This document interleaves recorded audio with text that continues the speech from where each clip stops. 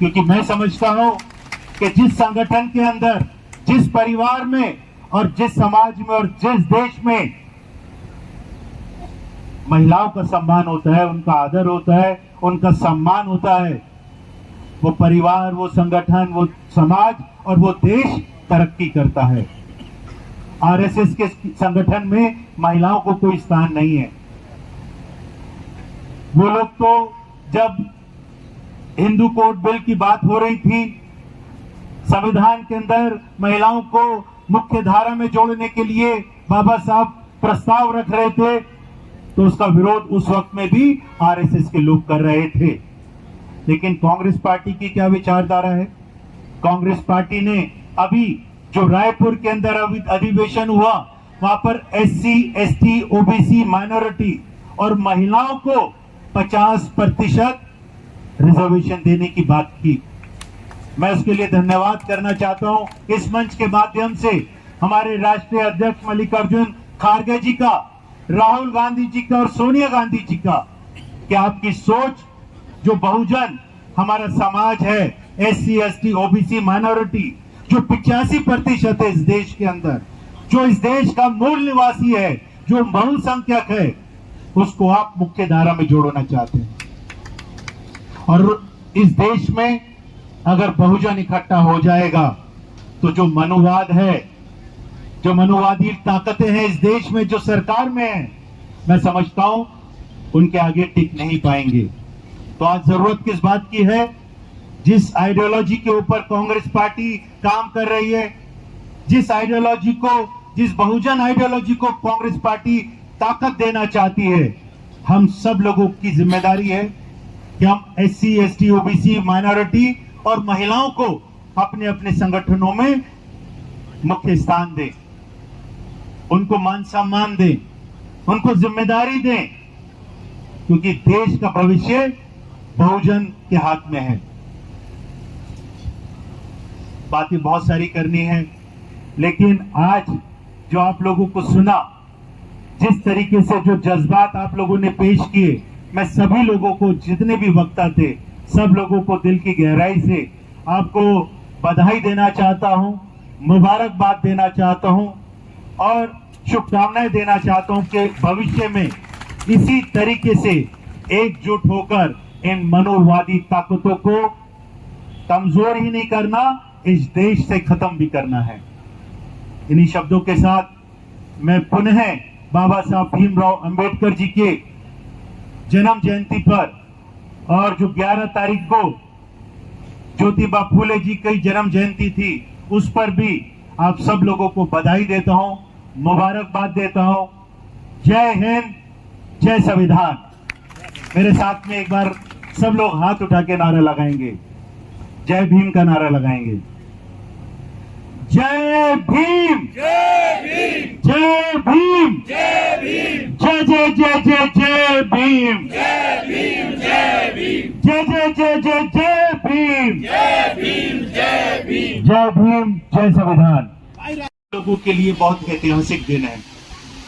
ये सब दिल्ली में इस जंतर मंतर पे सेवा दल और अनुसूचित जाति विभाग इसको सेलिब्रेट नहीं कर रहा। बाबा साहब भीमराव अंबेडकर की जो जन्म जयंती है, पूरी दिल्ली में, पूरे देश में और पूरे विश्व में जिस तरीके से बाबा साहब भीमराव अंबेडकर जी की ये जन्म जयंती मनाई जाती है, मैं समझता हूं पूरे विश्व के अंदर कोई ऐसा जननायक नहीं है, कोई ऐसा नेता नहीं है जिसकी जन्म जयंती को इतनी धूमधाम से मनाया जाता हो।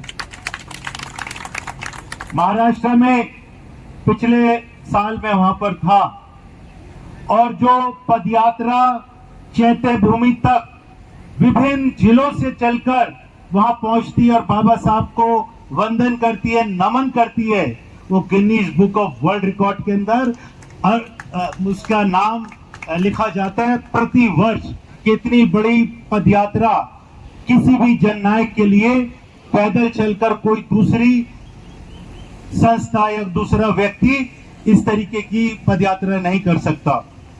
साथियों, जब देश आजाद हुआ तो देश संविधान से चले उसके लिए एक कमेटी तैयार की गई, कॉन्स्टिट्यूशन कमेटी। उसके अंदर उसका चेयरमैन बाबा साहब भीमराव अंबेडकर जी को पंडित नेहरू जी ने, गांधी जी ने और कांग्रेस के तमाम नेताओं ने इस तरीके का प्रारूप तैयार किया कि बाबा साहब भीमराव अंबेडकर जी ने हमारे संविधान को लिखा। मैं समझता हूं कि जो संविधान बाबा साहब भीमराव अंबेडकर ने लिखा और अपने जीवन के अंदर जो जो प्रताड़नाएं उन्होंने सही, उनको ध्यान में रखते हुए सामाजिक न्याय की बात बाबा साहब अंबेडकर ने हर वर्ग को किस तरीके से मान मिले, सम्मान मिले और स्वाभिमान के साथ में वो अपना जीवन जी सके, तो उसके लिए कानून बनाए। सिर्फ सामाजिक न्याय की बात नहीं की बाबा साहब भीमराव अंबेडकर ने, तो अर्थव्यवस्था के ऊपर भी बात की। बाबा साहब भीमराव अंबेडकर ने हर वर्ग को किस तरीके से ताकत मिले उसके ऊपर बात की, चाहे वो किसान हो, नौजवान हो, महिलाएं हो। लेकिन आज जो मौजूदा हालात हैं इस देश के अंदर, जिन लोगों ने बाबा साहब भीमराव अंबेडकर के संविधान का विरोध उस वक्त में भी किया था, संविधान की किताबें आरएसएस ने सड़कों पे उतरकर जलाई थी, आज देश की सत्ता उन्हीं लोगों के हाथ में है। और देश की सत्ता को तानाशाह अंदाज में जिस तरीके से संविधान को कमजोर करके, संवैधानिक मूल्यों को कमजोर करके वो देश के अंदर राज करना चाहते हैं और लोकतंत्र को खत्म कर कर राज करना चाहते हैं। मैं समझता हूं कि देश का भविष्य अंधकार की तरफ है, गुलामी की तरफ दोबारा से इस देश को लेकर जाना चाहते हैं। ये जो आपको अभी आज संविधान की किताबें मिली और लालजी भाई देसाई जी के साथ मिलकर हमने आज इस शुभ अवसर के ऊपर मैं उस घोषणा भी करना चाहता हूं कि अनुसूचित विभाग और सेवा दल पूरे देश में जहां पर भी हमारे संगठन है मिलकर एक कैंपेन चलाएंगे संविधान रक्षक की। आप लोगों को सेवा दल के जो आपका ग्रुप है, व्हाट्सएप ग्रुप, अनुसूचित जाति के जो हमारे संगठन का ग्रुप है, उस पे एक लिंक मिलेगा, सेव द कॉन्स्टिट्यूशन। वो लिंक के माध्यम से आप उसमें अपना एनरोलमेंट कीजिए, संविधान रक्षक बनिए, अपने साथियों को बनाइए। संविधान रक्षक बनने की क्यों आवश्यकता है, इसको भी समझने की जरूरत है। ये कैंपेन चलाने की क्यों आवश्यकता है, क्योंकि भारतीय जनता पार्टी और आरएसएस मिलकर संविधान को खत्म करके वन व्यवस्था के हिसाब से हिंदू राष्ट्र की बात करते हैं। और देश में अगर डेमोक्रेसी है तो वहां पर सर्वधर्म समभाव की बात होती है। गांधी जी का भी यही नारा था, कांग्रेस पार्टी का भी यही नारा है कि हर धर्म को, हर वर्ग को, हर समुदाय को, हर भाषा को बराबर का सम्मान मिले, इज्जत मिले, उनको स्थान मिले। लेकिन आरएसएस के लोग, भारतीय जनता पार्टी के लोग संविधान को खत्म करके जो हमारी पहचान खत्म करना चाहते हैं, हमारे अस्तित्व को खत्म करना चाहते हैं, हमारी आजादी को छीनना चाहते हैं, तो संविधान रक्षक के रूप में ऐसा हम कतई नहीं होने देंगे। मैं समझता हूं कि जिस तरीके से यहाँ पे एक साथी ने बताया कि जो सफेद पोशाक है सेवा दल की, आपने क्या नाम दिया था उसको? श्वेत वस्त्र सेना। श्वेत सेना। जब देश की आजादी थी तो सेवा दल ने उस वक्त में भी एक अहम भूमिका अदा की थी।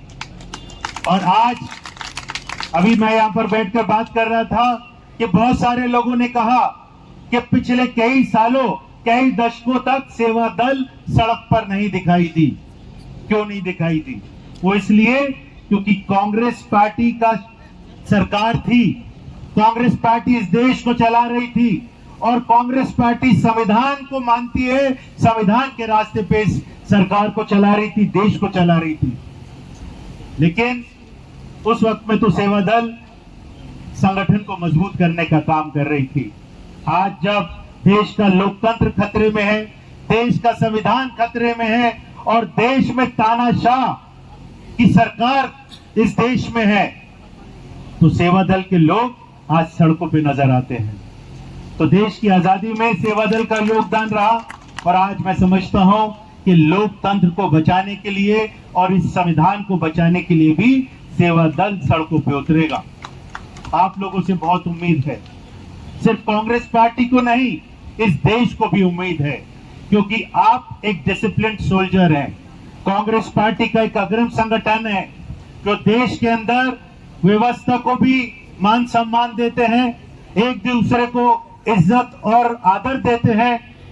हमारी जो यहाँ पर महिलाएं मातृशक्ति अभी धूप में बैठी थी, तो मन से देश के लोगों को और सभी उन लोगों को जो बाबा साहब भीमराव अंबेडकर जी के अनुयायी हैं, उनको चाहने वाले, उनको मोहब्बत करने वाले हैं, उनको उनकी जन्म जयंती पर बधाई देना चाहते हैं, मुबारकबाद देना चाहते हैं। ये संयुक्त रूप से जो सेवा दल और अनुसूचित विभाग ने बाबा साहब भीमराव अंबेडकर जी की जन्म जयंती पर जन संवाद कार्यक्रम रखा, संविधान बचाओ जन संवाद कार्यक्रम, कि पूरे देश के अंदर हम इसको लेकर जाएंगे। आज संविधान जिस तरीके से खतरे में है और जो देश में ताकतें हैं जो तानाशाह के अंदाज में देश के अंदर सरकार चला रहे हैं, संविधान को कमज़ोर और ख़त्म करने की प्रयास कर रहे हैं, उनको भी हम इस मंच के माध्यम से हम लोगों ने ये संदेश दिया है और एक चेतावनी भी देना चाहते हैं कि संविधान कमज़ोर करना इतना आसान नहीं है। देश के लोग संविधान से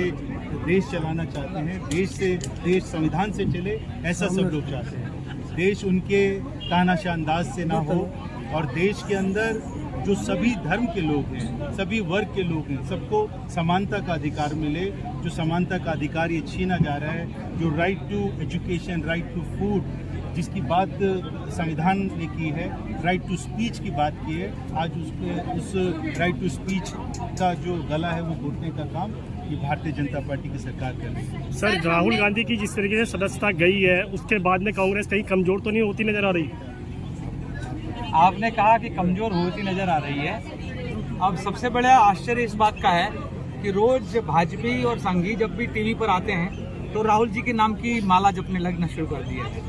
ये जब से इस देश के अंदर राहुल जी ने भारत जोड़ो यात्रा और उसके बाद उन्होंने जो मुद्दे उठाए हैं, खास करके मोदानी मॉडल के खिलाफ के जो मुद्दे उठाए हैं, उसके बाद तो हर टीवी चैनल में और खास करके संघी लोग हैं बार बार राहुल जी पर आक्रमण कर रहे हैं। अगर कांग्रेस कमजोर हो गई है और राहुल जी कमजोर हो गए हैं तो राहुल जी का और कांग्रेस का बार बार जिक्र क्यों करते हैं? सवाल ये है कि उनको पता है कि वो झूठ की बुनियाद पर खड़ा संघी भाजपा जो महल है वो बहुत जल्दी ढेर होने वाला है। सच्चाई सब बाहर आ रही है। राहुल जी जो है आवाज़ किसकी है? राहुल जी आवाज़ है इस देश में पीड़ित वंचित महिलाओं की, उस किसानों की, उन दलितों की, उन आदिवासियों की, उन हर तबके की जो किसी न किसी तरीके से इस तानाशाही तंत्र की वजह से पीड़ित है, शोषित है, लाचार है। देश में युवा बेरोजगार है, महंगाई बेशुमार है और भ्रष्टाचार जो है वो एकदम आपने देखा है कि चरण सीमा पर है। तो ऐसी स्थिति में राहुल गांधी आवाज़ उठा रहे हैं जनता की, और इनको जनता की आवाज़ के सरकार नहीं चाहिए, उनको लोकतंत्र नहीं चाहिए,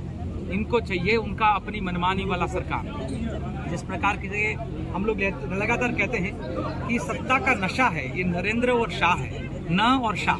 ये तो सत्ता का जो नशा है वो किस तरीके से काम करता है। ईडी और सीबीआई को जिस प्रकार से उन्होंने पपेट बनाकर रख दिया है, अपना कठपुतली बनाकर रख दिया है, शर्म आता है। क्योंकि इस देश के अंदर इलेक्शन भी कब अब डिक्लेयर होगा नहीं होगा, इलेक्शन कमीशन तय नहीं कर पाता है। अमित मालविया की ट्वीट से, इनसे पहले तो मालविया की ट्वीट आ जाती है। तो हर प्रकार के जो हमारे देश के संवैधानिक संस्थानों को कमजोर करके जैसे संघ की शाखाएं बनाने की कोशिश हो रही है, देश में जिला परिषद से लेकर पार्लियामेंटेरियन तक को ये लोग बाजार बना के बैठे हुए हैं। आपने देखा है कि कई स्टेट की सरकारें ये लोग खरीदते हैं, तो लगता है उनके लिए लोकतंत्र है वो बाजार है, और हर चीज को वो बाजार की एक चीज मान रहे हैं। हम देश की बाबा साहब आम्बेडकर ने दिए हुए जो आज़ादी के बाद के जो संविधान के अंदर मूलभूत अधिकार है, उस अधिकारों की रक्षा करने के लिए आज का कार्यक्रम रखा था। बाबा साहब का जो सोच था। आपसे एक सवाल रहेगा कि आज बाबा साहब भीमराव अम्बेडकर की जयंती है, जैसे कि आज हमने देखा मंच से सभी ने हुंकार भर के जो जिस तरीके से संविधान को खत्म करने की बात कही है, आप संविधान बचा रहे और आज बाबा भीमराव अम्बेडकर की जयंती पर जनता को क्या संदेश देना चाहते हैं? देश की जनता को मैं सिर्फ इतना कहना चाहूँगा कि देश संविधान से चलना चाहिए और जो ताकतें संविधान को कमज़ोर करना चाहती हैं, ख़त्म करना चाहती हैं और देश में वर्ण व्यवस्था लेकर आना चाहते हैं, उन मनुवादी ताकतों को भी मैं चेतावनी देना चाहता हूँ कि हम सब एकजुट हैं और देश के लोग संविधान से इस देश को चलाना चाहते हैं।